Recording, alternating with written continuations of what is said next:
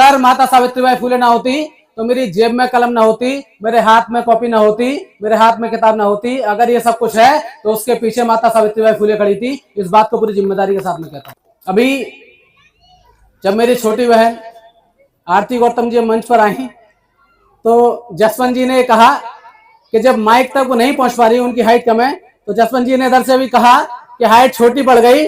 मैं उन्हें बता दूं ये कम हाइट के बच्चे एक दिन बहुत ऊंची उड़ान उड़ने वाले हैं, इस बात को आप याद रखिएगा मेरे को। जिस समय माता सावित्रीबाई का जन्म हुआ उस समय भारत की स्थिति ऐसी है कि वहां अंग्रेजों का कानून तो है, लेकिन अंग्रेजों के कानून में शिक्षा शामिल नहीं थी। शिक्षा भारत में सिर्फ ब्राह्मण लोगों के द्वारा और ब्राह्मण लोगों को दी जाने वाली एक व्यवस्था थी।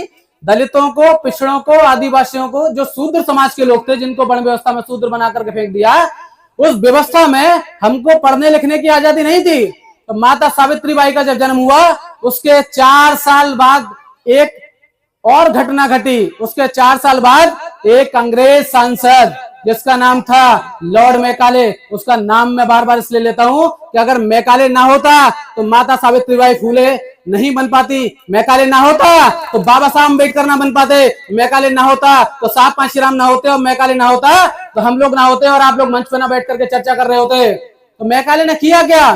तो 1835 में जब मैकाले ब्रिटिश सांसद जब भारत में जब भेजा गया तो उसको एक काम दिया गया कि किस तरीके से हम लोग काम करें कि भारत में लोग जब तैयार हों तो वो देखने में तो भारतीय लगे लेकिन दिमाग से अंग्रेजों के गुलाम होने चाहिए, दिमाग से अंग्रेजों का काम करने वाले लोग होने चाहिए। तो ये सोच करके एक कानून बनाने के लिए लॉर्ड मैकाले को भेजा, और लॉर्ड मैकाले जब आया तो 1845 में उसने एक कानून के लिए जब पूरा अध्ययन किया और ब्रिटेन की सरकार को भेजा और ये कहा कि भारत में जो निचले तबके के लोग हैं, जिनको दलित, आदिवासी और पिछड़ा कहा जाता है, इनको शूद्र कहा जाता है, उनको हजारों वर्षों से इस ऊंच नीच की व्यवस्था में, इस वर्णवादी व्यवस्था में पढ़ने का अधिकार नहीं दिया गया। अगर हम चाहते हैं कि अंग्रेजों की सत्ता बहुत लंबी बनी रहे तो करना यह होगा कि जितने भी दलित और पिछड़े आदिवासी लोग हैं, जो शूद्र समाज के लोग हैं, उनको पढ़ाने के लिए अंग्रेजों को अंग्रेजी स्कूल खोलने होंगे। तो लॉर्ड मैकाले ने जब प्रस्ताव बना करके भेजा तो 1835 में उसके बाद पहली बार यह हुआ कि अंग्रेजों ने कानून बना करके भेजा कि भारत में अब दलित, पिछड़े, आदिवासी और शूद्र समाज के लोग हैं वो भी अब स्कूलों में पढ़ पाएंगे। उससे पहले स्कूलों में पढ़ने का रास्ता हमारे लिए बंद था। इसलिए मैं कहता हूं कि माता सावित्रीबाई फुले आई, उनसे पहले भी एक व्यक्ति था जिसने हमारे लिए शिक्षा के दरवाजे खोल दिए। वो ये नहीं समझता था, उसने समझा कि भारत में जब लोग पढ़ना शुरू करेंगे, अंग्रेजी पढ़ना शुरू करेंगे तो अंग्रेजी दिमाग के लोग पैदा होंगे। लेकिन उसे नहीं पता था कि जब अंग्रेजी पढ़ना शुरू होंगे उसके बाद उसी अंग्रेजी से पढ़ करके एक बच्चा डॉक्टर अंबेडकर जब कोलंबिया विश्वविद्यालय पढ़ने पहुंचेगा और पीएचडी करेगा, उसके बाद लंदन स्कूल ऑफ इकोनॉमिक्स जाकर के फिर दूसरी पीएचडी करेगा, फिर वहीं से तीसरी पीएचडी करेगा, फिर एलएलडी करेगा, और भारत में आकर जब उस व्यवस्था को पढ़ करके जब भारत में आएगा तो भारत में जो हजारों साल से जो व्यवस्था लागू है उस व्यवस्था के साथ लड़ने का काम करेगा, उस व्यवस्था को बदलने का काम करेगा। इस बात को लॉर्ड मैकाले उस समय नहीं समझा था, उस समय नहीं समझा था। लेकिन अंग्रेजी शिक्षा के द्वार हमारे लिए खोल दिए गए। जब स्कूल खोल दिए गए तब माता सावित्रीबाई और उनके पति राष्ट्रपिता ज्योतिबा फूले जी, तो ज्योतिबा फूले जी एक माली समाज में पैदा हुए। किस समाज में? माली समाज में। कोई माली समाज से है? एक भी कोई माली समाज से है? यही ज्योतिबा फूले के विचारों की खासियत है। ज्योतिबा फूले ने कहा कि जो आपके संघर्ष में शामिल हो कभी उसकी जाति नहीं पूछनी है, जो आपके संघर्ष में शामिल हो कभी उसका धर्म नहीं पूछना है, और जो आपके संघर्ष में शामिल हो कभी उसका वर्ण नहीं पूछना है। इसीलिए यहाँ एक भी माली समाज का व्यक्ति नहीं है, उसके बावजूद भी ज्योतिबा फूले, माता सावित्रीबाई फूले का जन्मदिवस हम लोग मना रहे हैं। ये उनके विचारों की ताकत है। यही तो समझाया कि जो भी आपके संघर्ष में शामिल हो जाए, चाहे वो धोबी हो, खटीक हो, काहन हो, चमार हो, जाटव हो, नाई हो, वाल्मीकि हो, कार हो, कश्यप हो, जो भी आपकी संघर्ष में शामिल हो और आपको इस मनुवादी व्यवस्था से निकालने का काम करे, उसके साथ मजबूती से खड़े हो जाना है। उसकी जाति नहीं पूछनी, उसका वर्ण नहीं पूछना, उसका धर्म नहीं पूछना है। इसीलिए जब मुस्लिम समाज से माता सावित्रीबाई फुले के साथ जब फातिमा शेख खड़ी हुई तब भी उनके साथ हम लोग खड़े हुए। तो जितने भी महापुरुष इस समाज से निकल करके आए, 3 लोगों को अगर मैं छोड़ दूं, सिर्फ 3 नाम, संत रविदास महाराज, उसके बाद परम पूज्य बाबा साहब अम्बेडकर, उसके बाद मान्यवर श्री कांशीराम जी।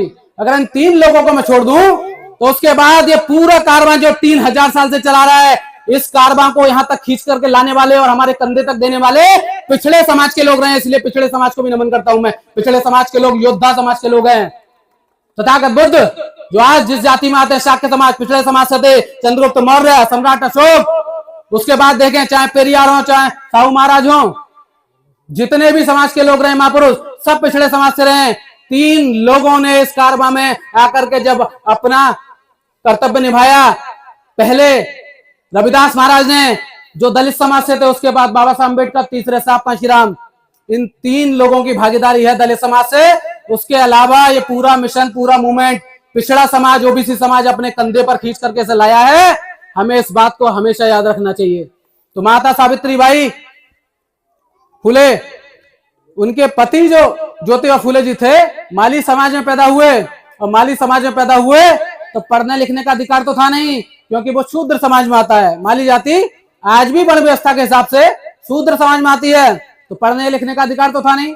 तो पढ़ने लिखने का अधिकार नहीं था, लेकिन ज्योतिबा फुले जी को पढ़ने का बड़ा शौक था। एक घटना जिसका जिक्र अभी किया, वो जब शादी में गए अपने मित्र की शादी में, तो शादी में जब वो गए तो वो ऊंची जाति का था उनका मित्र, ब्राह्मण समाज से। और जब वो घर में गए, खाना जब परोसा गया तो ज्योतिबा फुले जी के लिए बराबर थाली में खाना लगा दिया गया और उन्होंने खाना खा लिया। खाना खाने के बाद जब उनके मित्र के पिता ने पूछा कि ये किस समाज से है, तब उन्होंने बताया कि ये माली समाज से है। उसके बाद इतना आक्रोश उनके पिता ने दिखाया कि ज्योतिबा फुले का हाथ पकड़ करके और घर से बाहर निकाल दिया। उस अपमान को आजीवन ज्योतिबा फुले हमेशा याद रख रहे। इसीलिए उस व्यवस्था से लड़ने का काम पूरी जिंदगी ज्योतिबा फुले जी ने किया, माता सावित्रीबाई फुले को मिलकर के किया लगातार, क्योंकि वो पीड़ा थी। इसी तरह की पीड़ा पेरियार साहब को थी, यही पीड़ा बाबा साहब को, यही साहब कांशीराम को, यही बहन जी को, यही चंद्रशेखर जी को, जितने भी लोग निकले हुए हैं सबको यही पीड़ा है कि जहां भी अवसर मिलता है उन लोगों को वहीं आपको नीचा दिखाने का काम करते हैं, वहीं आपका अपमान करने का काम करते हैं। तो ये जो पीड़ा है, ये जो संघर्ष है, ये जो कारवां है, ये जो मिशन है, ये उस पीड़ा से निकला हुआ मिशन है। तो ज्योतिबा फुले जब घर आ गए, उसके बाद उन्होंने प्रण लिया कि जब तक जिंदा रहूंगा तब तक इस व्यवस्था को बदलने का काम करता रहूंगा। लेकिन पढ़े लिखे तो ज्यादा थे नहीं, पढ़ने का अवसर नहीं मिला। तो कैसे भी करके ज्योतिबा फुले की जो स्कूली शिक्षा थी वो कम स्कूल में होकर के घर पे हुई, और अंग्रेजी शिक्षा तक ज्योतिबा फुले जी ने अपनी पकड़ बनाई और अंग्रेजी पढ़ना शुरू कर दिया। अब मसला यह था कि अकेले ज्योतिबा फुले जब निकले तो देखा कि सबसे ज्यादा विसंगति अगर किसी समाज में है तो वो महिला समाज है अपना, जिसको पुरुषों से भी बहुत पीछे धकेल दिया गया।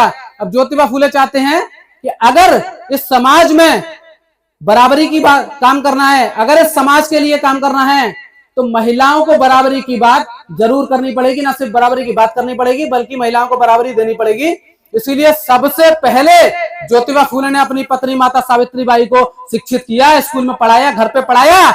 उसके बाद स्कूलों की स्थापना करनी शुरू हुई। तो भारत की सबसे पहली शिक्षिका इसीलिए माता सावित्रीबाई फुले को बोलते हैं, क्योंकि 1848 में सबसे पहला स्कूल हमारे लिए खोलने का काम अगर किया तो माता सावित्रीबाई फुले ने किया। इसलिए उनको नमन करता हूं। इस व्यवस्था ने हमें हजारों साल तक स्कूल में नहीं जाने दिया, पानी तक हमारी पहुंच सुनिश्चित नहीं होने दी, हमें स्कूल, कॉलेज, यूनिवर्सिटी सबसे बाहर रखा। सबसे पहले अगर कोई पढ़ना शुरू किया ज्योतिबा फुले, और उनके बाद माता सावित्रीबाई फुले हैं। फुले दंपत्ति को जितने उनके एहसानमंद हुआ जाए उतना कम है। आगे बढ़े और माता सावित्रीबाई फुले को पढ़ाया।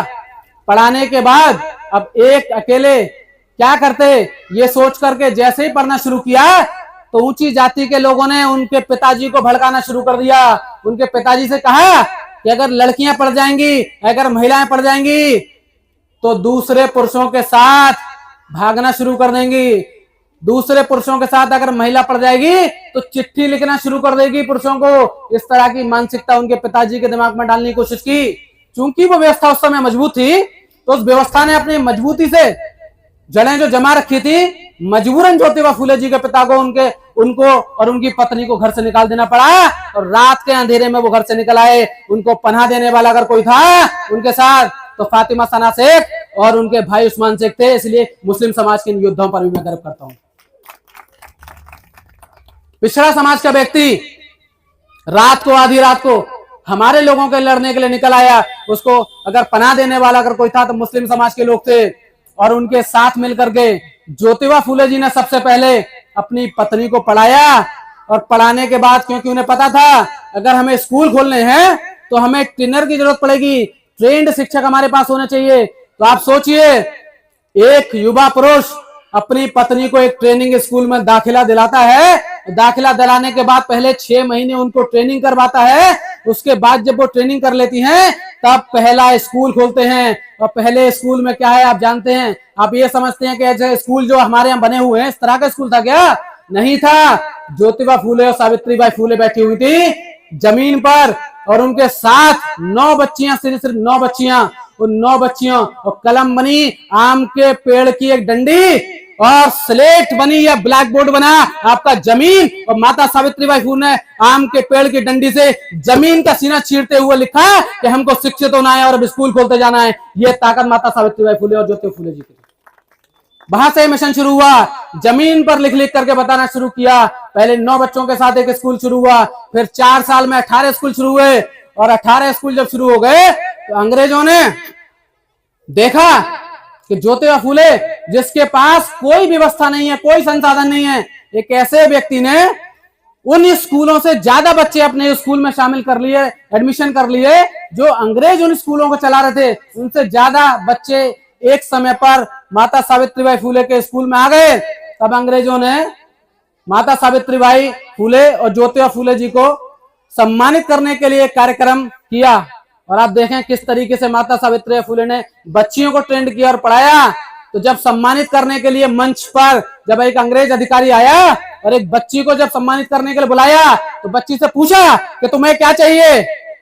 तो बच्ची ने कहा कि आप मुझे खिलौने इस तरह की चीज नहीं दें, मैं चाहती हूं कि आप मेरे लिए एक लाइब्रेरी का, एक पुस्तकालय का निर्माण करके दें, क्योंकि हम लोग पढ़ना चाहते हैं, खेलने कूदने की उम्र हमारी चलेगी, हम पढ़ लिख करके आगे बढ़ना चाहते हैं। वो बच्चे तैयार किए जिन बच्चों ने खिलौनों की उम्र में खिलौनों को ठोकर मार कर, और क्या मांग रहे हैं? हमें लाइब्रेरी चाहिए, हमें पुस्तकालय चाहिए।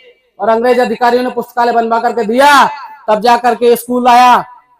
और 4 साल में 18 स्कूल और 6 साल में 25 स्कूल स्थापित करने वाले ज्योतिबा फूले और सावित्रीबाई फूले निकल आए। वहां से बहुत बड़ा आंदोलन शुरू हुआ। अब स्कूल तो चल पड़ा, बच्चियां भी पढ़ रही हैं, एक बहुत छोटी मात्रा में बच्चियां पढ़ रही हैं। और अभी बहन ने बताया, कई लोगों ने बताया कि जब माता सावित्रीबाई फूले जब घर से स्कूल के लिए जाती थी तो शुरुआत में जब पहला स्कूल खोला तो ऊंची जाति के लोगों को पता लग गया कि एक अछूत, एक शूद्र बच्चों को पढ़ाने का काम कर रहा है जो उसका नहीं है। तो फिर क्या था? उन लोगों ने अपने बच्चों को बस्ते में भर भर करके, कपड़े में बांध बांध करके भेजते थे कि ऊंची जाति के लोग अगर रास्ते में देख लें तो कहीं हमला ना कर दें। तो वो अपने बच्चों को कपड़ों में बांध करके लाते थे। माता सावित्रीबाई फूले जब स्कूल के लिए निकलती थी, एक साड़ी खुद पहन करके निकलती थी, एक साड़ी अपने बैग में डाल करके निकलती थी, क्योंकि जब वो रास्ते में चलती थी तो रास्ते में उन पर कीचड़ फेंकते थे, पत्थर फेंकते थे, उन पर जो है गंदगी फेंकते थे। और उस गंदगी को लेकर के वो स्कूल जाती थी और स्कूल में उस साड़ी को बदलती थी, दूसरी साफ साड़ी पहनती थी, उसके बाद बच्चों को पढ़ाती थी। और स्कूल से जब वो वापस आती थी तब फिर रास्ते में उनको कीचड़ पत्थर और गंदगी झेलने को मिलती थी, और घर जाकर के फिर उस साड़ी को बदलती थी।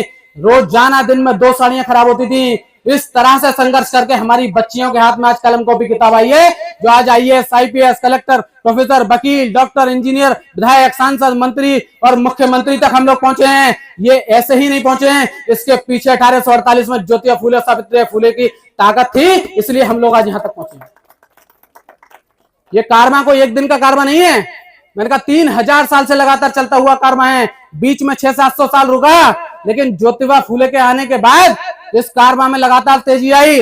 और बाबा साहब अम्बेडकर ने भी जब अपना गुरु चुनने का समय आया तो बाबा साहब अम्बेडकर को देखिए, बाबा साहब अम्बेडकर दलित समाज में पैदा हुए, लेकिन जब गुरु चुनने का समय आया कि मुझे अपना आदर्श कैसे चुनना है, तब बाबा साहब अम्बेडकर ने अपने 3 आदर्श चुने।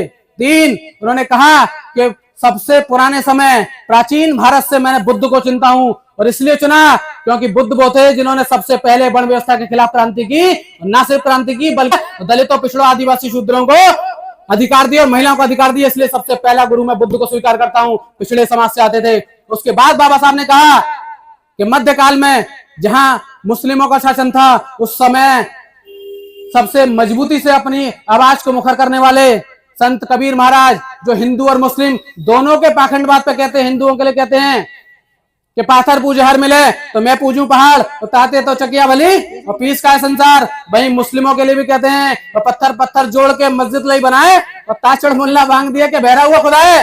हिंदू और मुस्लिम समाज में व्याप्त कुरीतियों पर सबसे मजबूती से प्रहार करने वाला अगर कोई व्यक्ति मध्यकाल में हुआ तो संत कबीर थे। इसलिए संत कबीर को दूसरा गुरु स्वीकार किया और वो भी जुलाहे यानी पिछड़े समाज से आते थे। तीसरा व्यक्ति बाबा साहब अम्बेडकर ने गुरु स्वीकार करने का, आदर्श स्वीकार करने का जब समय आया तो उन्होंने ज्योतिबा फूले को अपना गुरु, अपना आदर्श स्वीकार किया और ये कहा तो उस कारवां को आधुनिक काल में न सिर्फ बचाए रखने का बल्कि उस कारवां को दोबारा से तैयार करके और आगे बढ़ाने का काम अगर किसी ने किया है तो ज्योतिबा फूले ने किया है। इसीलिए मैं ज्योतिबा फूले को अपना तीसरा गुरु स्वीकार करता हूं। और मैंने कहा कि बाबा साहब अम्बेडकर दलित समाज से आते हैं, लेकिन जब गुरु और अपना आदर्श चुनने का समय आया तो तीनों अपने आदर्श पिछड़े समाज से बनाए। इस बात पर मुझे गर्व होता है कि बाबा साहब इस बात को मानते थे, पिछड़ा समाज योद्धाओं का समाज है और पूरा कारवां उसी ने तैयार करके दिया है। हमने बाद में इसमें अपना कंधा लगाया, लगाया नहीं लगाया। अब लगातार इस बात को हम लोग समझते आ रहे हैं, बाबा साहब के जितने वंशज हैं सब इस बात को समझ रहे हैं और आगे आ रहे हैं। अब शिक्षा में तो बदलाव होना शुरू हुआ, लेकिन सिर्फ शिक्षा से सब कुछ होने वाला नहीं था, क्योंकि हमारे पास उस समय कितने स्कूल खोले हैं? 25 स्कूल।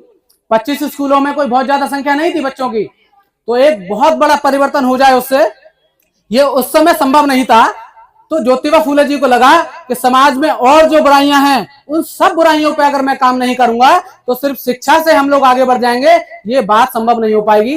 ज्योतिबा फूले जी ने फिर 1873 में एक सत्य शोधक समाज, एक संगठन बनाया और उसका काम ये था कि जितने भी ब्राह्मणवादी व्यवस्था है उस सारी व्यवस्थाओं से निकाल करके अपने लोगों को अपनी तरफ ले लेंगे। यानी कि जितने काम हम लोग ब्राह्मणों से कराते हैं, ऊंची जाति के लोगों से कराते हैं, वो सारे काम उनसे ना करा करके वो सारे काम दलित और पिछड़े समाज के लोग कराना शुरू कर देंगे। और विवाह पढ़ने का या शादियां पढ़ने का काम हमारे यहाँ किसका है? ब्राह्मण समाज का है। ज्योतिबा फूले पहले आदमी थे जिन्होंने कहा कि दलित समाज हो या पिछड़ा समाज हो या आदिवासी समाज हो, अब उसमें अगर कोई भी अगर अपने बच्चों की शादी करता, विवाह करता है तो विवाह पढ़ाने का काम भी पिछड़े समाज का होगा, दलित समाज का होगा। ब्राह्मण उसमें विवाह नहीं पढ़ाएगा, ब्राह्मण विवाह नहीं पढ़ाएगा। तो बड़ी दिक्कत होनी शुरू हुई। जितने भी ब्राह्मण समाज के लोग थे लामबंद हो गए और ज्योतिबा फूले जी को परेशान करने लगे। उन पर हमले भी कई बार किए गए, लेकिन अपने इरादों पर अड़िंग ज्योतिबा फूले और माता सावित्रीबाई फूले लगातार उस कारवां को लेकर आगे बढ़ते रहे।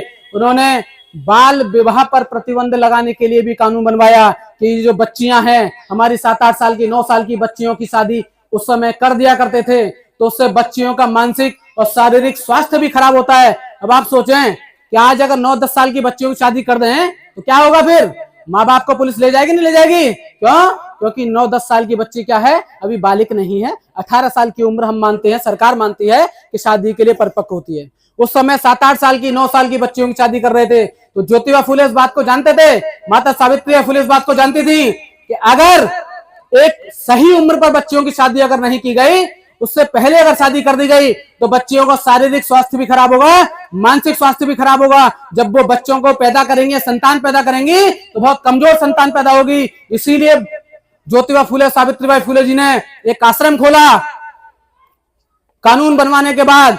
और जो लोग अपने घर में जब बेटी पैदा होती थी तो बहुत सारे लोग उन बेटियों को फेंक दिया करते थे, मार दिया करते थे। तो माता सावित्रीबाई फूले ने एक आश्रम खोला और गांव-गांव जाकर के प्रचार किया और ये कहा कि अगर किसी के यहाँ कोई बच्ची होती है, बेटी होती है, तो आप उसको मेरे आश्रम में ला करके दें। मैं आपका नाम भी किसी को नहीं बताऊंगी, मैं और ज्योतिबा फूले उस बच्चों को पालेंगे। इस तरह से मिशन शुरू हुआ और बच्चियां आगे बढ़ना शुरू हुई, उनका मरना खत्म हुआ। तो इस तरह से मिशन आगे बढ़ा और ज्योतिबा फूले के संघर्षों की बदौलत, माता सावित्रीबाई फूले के संघर्षों की बदौलत ही बाबा साहब तैयार हुए। उनके संघर्षों की बदौलत ही संविधान तैयार हुआ और संविधान की बदौलत हम लोग तैयार हुए जो यहाँ बैठ करके बातचीत कर रहे हैं, जो बैठ करके अपनी बातचीत रख रहे हैं। 1950 के बाद बाबा साहब अम्बेडकर ने 1956 में बौद्ध धर्म स्वीकार कर लिया। कौन सा धर्म? बौद्ध धर्म। ये वही धर्म था जिसको 12वीं शताब्दी तक आते आते ब्राह्मणवादी व्यवस्था के लोगों ने पूरी तरह से खत्म कर दिया था। लेकिन बाबा साहब अम्बेडकर ने ज्योतिबा फूले जी की बात को स्वीकारते हुए 1956 में एक बेहतर धम्म हम लोगों को दिया और ये कहा कि मैं इस तरह का धम्म तुम्हें दे रहा हूं कि पूरी दुनिया में कहीं भी खड़े होकर के तुम बोलोगे कि तुम बौद्ध हो तो पूरी दुनिया तुम्हें पहचानेगी, पूरी दुनिया तुम्हें जानेगी। ये ज्योतिबा फूले जी से सीखा बाबा साहब ने और बौद्ध धम्म में हम लोगों को दीक्षित कर दिया, परिवर्तित कर दिया। जिस दिन हम लोग बौद्ध धम्म में दीक्षित हुए, जिस दिन बाबा साहब अम्बेडकर ने संविधान लिखा, उसी दिन से वो जो क्रांति थी वो पुनर्जीवित हुई। और उसी लिए आज हम देख रहे हैं, मेरे भाइयों ने बताया कि आज बाबा साहब अम्बेडकर की प्रतिमाएं जलाई जा रही हैं, प्रतिमाएं तोड़ी जा रही हैं। आज बाबा साहब अम्बेडकर की तस्वीरें जलाई जा रही हैं, बाबा साहब अम्बेडकर के जो चित्र हैं उनको जलाया जा रहा है। जितने लोग इस तरीके का काम कर रहे हैं, इस मंच के माध्यम से उनको भी एक बात बोल दूं कि ये हाथ, ये 3000 साल से चमड़ा उधेड़ने वाले हाथ हैं और हमें चमड़ी उधेड़ने पर मजबूर ना करें। 3000 साल से हमारे पुरखों ने सिर्फ चमड़ा ही उधेड़ा है।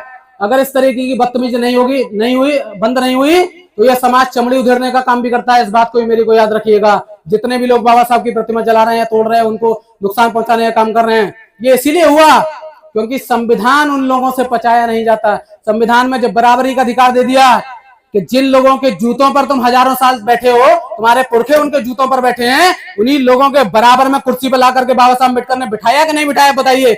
इस बात की दिक्कत है उन लोगों को। जिस खाट पर हमारे पुरखे नहीं बैठ पाते थे, जमीन पर बैठते थे, उसी खाट पर ब्रह्मा ठाकुर के बराबर बाबा साहब अम्बेडकर ने संविधान लेके बिठाया या नहीं बिठाया, आप लोग बताइए मुझको। जिन गलियों से जब गुजरते थे, हमारे पुरखों के जूते उनके सर पर होते थे, उन जूतों को पुरखों के सर से उतार करके पैरों तक पहुंचाने का काम बाबा साहब अम्बेडकर ने किया है नहीं किया, आप लोग मुझे बताइए। तो एक इस वजह से उन लोगों को दिक्कत है कि ये लड़ाई बराबरी की है, ये लड़ाई आजादी की है, ये लड़ाई न्याय की है।